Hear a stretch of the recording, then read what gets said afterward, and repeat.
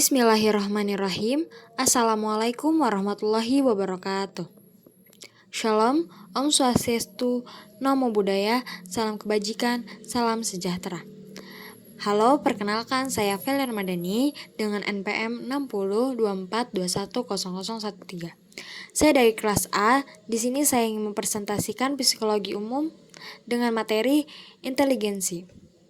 Baiklah, berikut adalah pembahasan yang saya ingin bahas pada presentasi ini. Yang pertama ada pengertian pada inteligensi.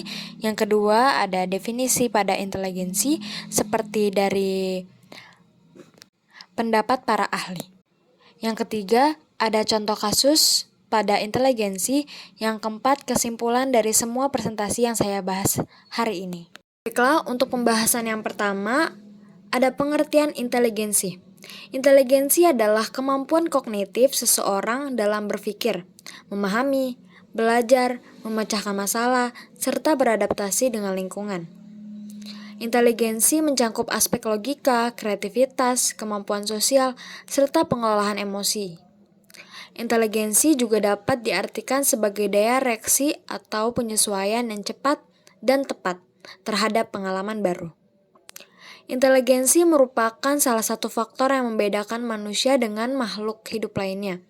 Inteligensi dan berpikir kritis merupakan keterampilan penting yang digunakan dalam aktivitas sehari-hari. Pembahasan yang selanjutnya ada definisi inteligensi menurut para ahli. Di sini saya hanya mengambil beberapa pendapat para ahli terhadap inteligensi. Yang pertama ada David Wechsler. Menurut dia, inteligensi adalah kemampuan individu untuk bertindak dengan tujuan, berpikir secara rasional, dan beradaptasi dengan lingkungan secara efektif. Yang kedua, ada Jen Piaget. Pada pendapatnya, inteligensi adalah proses adaptasi biologis yang memungkinkan seseorang memahami dan menyesuaikan diri dengan lingkungannya melalui pengalaman. Ada Howard Gardner. Inteligensi tidak hanya satu jenis, yaitu IQ, tetapi terdiri dari berbagai bentuk kecerdasan, seperti logistik, logis matematis, musikal, interpersonal, dan lain-lainnya. Teori ini kecerdasan berdasarkan kecerdasan majemuk. Yang keempat, ada Simon Alfred Binet dan Theodore. Bagi dia, inteligensi adalah kemampuan dasar individu untuk menilai, memahami, dan bernalar dalam situasi tertentu. Dan mereka adalah orang pertama yang mengembangkan tes IQ. Yang selanjutnya, contoh kasus. Contoh kasus yang di sini saya ambil dari mengelola emosi dalam hubungan sosial. Dan berikut adalah contoh kasus yang saya ambil. Pada contoh kasus ini, Ryan bertengkar dengan sahabatnya karena kesalahpahaman dalam komunikasi. Saat emosi memuncak, Ryan merasa ingin langsung membela dirinya. Namun, dengan kecerdasan emosional, ia menahan diri untuk tidak langsung marah dan mencoba mendengarkan perspektif sahabatnya. Dan solusi yang Ryan ambil di sini, Ryan mengambil waktu untuk menenangkan diri sebelum berbicara. Ia mendengarkan perasaan dan alasan sahabatnya tanpa langsung menyela atau membela diri.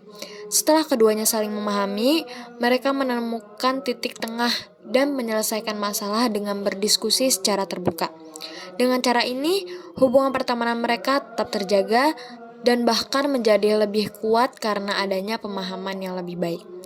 Dan yang saya ambil di sini dalam contoh kasus ini, saya ambil bahwa dalam pertemanan, bukan hanya pertemanan, tapi untuk segala hal dalam keluarga, sahabat, pacar, atau mungkin suami istri yang sudah bersuami istri, kita harus sering selalu berkomunikasi dan mencari jalan tengah untuk menyelesaikan masalah tersebut. Untuk yang terakhir, ada kesimpulan.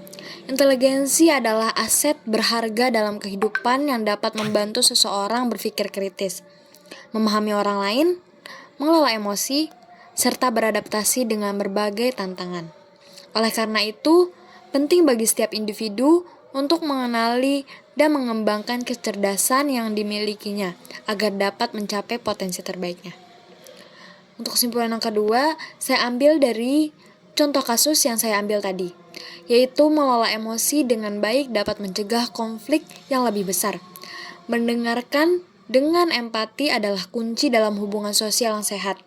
Menyelesaikan masalah secara terbuka dan jujur membantu menjaga kehubungan jangka panjang. Baiklah, cukup sekian dari saya. Kurang lebihnya mohon maaf jika ada salah-salah kata. Billahi taufiq wal hidayah. Wassalamualaikum warahmatullahi wabarakatuh.